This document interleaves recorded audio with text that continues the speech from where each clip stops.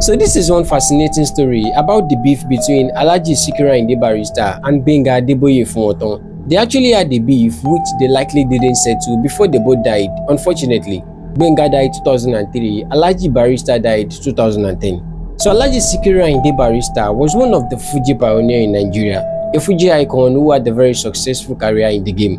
GBENGA ADEBOYE on his own part was a comedian, MC, presenter, and a talented and effortlessly funny man. In fact, he was considered the pioneer of stand-up comedy in Nigeria even before the reign of Ali Baba and co. So long story short, it was one event that made them friends and it was another event that made them bloody enemies. So let's start from the first event that made them friends. At one time in the 90s, Barrister was invited to perform at an event. GBENGA was the MC of the same event. Prior to that time, they were not close friends, they were just admirers of each other's work.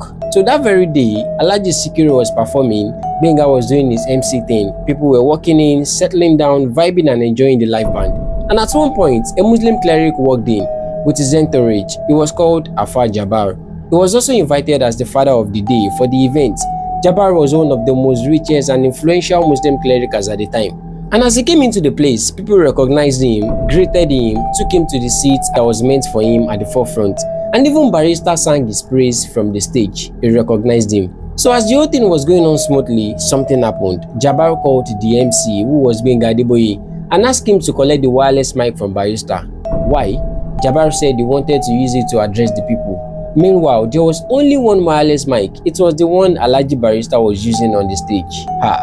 Voila! So GBENGA walked up to Barrister and told him Jabbar asked him to collect the mic from him.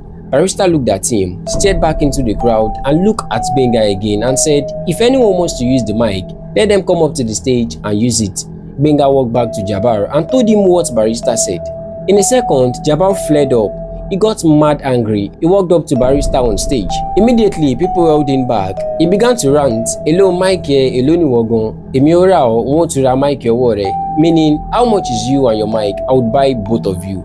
Barrister got angry too, but the respect he had for Jabbar couldn't allow him shout back. So he was chilled and continued to consume all the insults that Jabbar was ranting on him.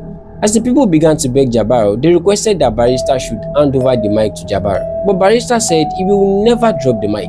Instead, Jabbar should use the wired mic. And to make matters worse, Barrister continued singing, even in the midst of the chaos. Once again, Jabbar got mad. Yoruba say, Olowo kinjebi, meaning a rich man is never at fault, and that was Jabbar's case. In the end, Jabbar got angry and stormed out of the place with his entourage, everywhere scattered.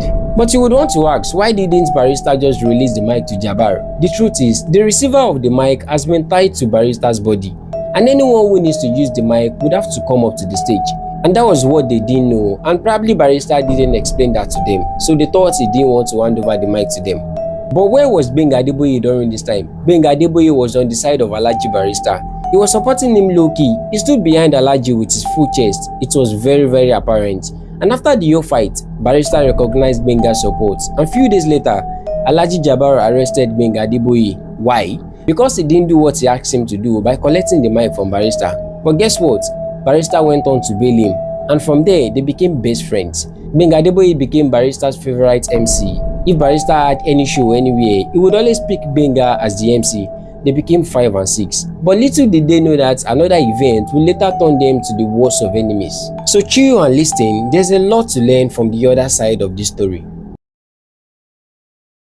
So Alhaji SIKIRU AYINDE Barrister and GBENGA ADEBOYE Abefe became friends and partners in business after the Jabbar incident. Their combo in every show was like a match made from heaven. Cause Barrister na Agba singer and GBENGA sef na Agba MC presenter. They were sabi boys.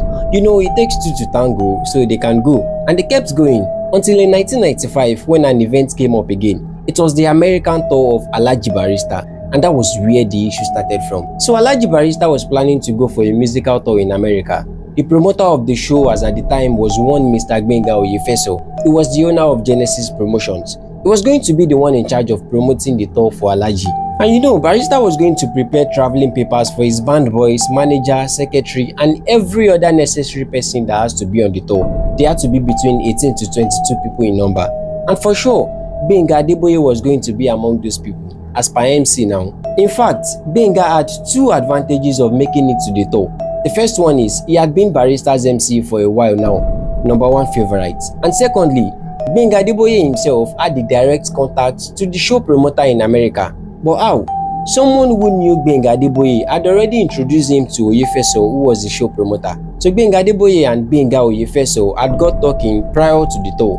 They had already become kind of close. And part of their conversation would have probably been a way that Oyefeso would promote Adeboye in the same tour that Barrister was meant to perform. According to some reports, it was alleged that Gbenga Adeboye said some things about Barrister to the promoter. Whether negative or positive, we don't know. But the promoter would later go on to tell Barrister what Gbenga Adeboye has said about him. And Barrister, hearing the whole thing, got angry. It seemed some of the things that were said about him were negative. It wasn't clear. But you know, Barrister didn't confront Gbenga Adeboye directly. Instead, he reached out to the embassy and told them to cancel Gbenga's form out of the traveling band. That is to say, Gbenga Oletelewa Los America. Well, embassy said they can't cancel one person. Rather, they would have to cancel about 3 people. And Barrister couldn't afford to lose 3 band members at the same time. So he said, okay, let him follow us when he get there. We'll see what he's going to do. Meanwhile, Barrister kept the beef in his mind against Gbenga Adeboye before they traveled. So long story short, they all got to America. It was said that Barrister rented a full apartment for the band to sleep, including Gbenga, and Alhaji himself went on to stay at another apartment. It was from there that Gbenga Adeboye began to complain as to why he was in the same apartment with the band. So when it was time for the first show, Gbenga Adeboye was meant to warm up the stage as per MC at least 2 hours before the arrival of the artist, who was Barrister. So Gbenga did his thing, people loved him, his voice, his sense of humor made him a lot of money in that show, no doubt. He made quite a lot of money. After he was done, Barrister came up stage, performed and had fun, and everyone went back to their apartment at the end of the show. But Alhaji AYINDE Barrister still had Gbenga in mind. Well, seems Gbenga didn't know because Alhaji didn't ask him at all. Now, the second show of the tour came. Gbenga was planning to run the show as usual, go on stage, do his MC, gather his money and make way for Barrister. But guess what? Barrister had instructed the band not to allow Gbenga on the stage. The only MC.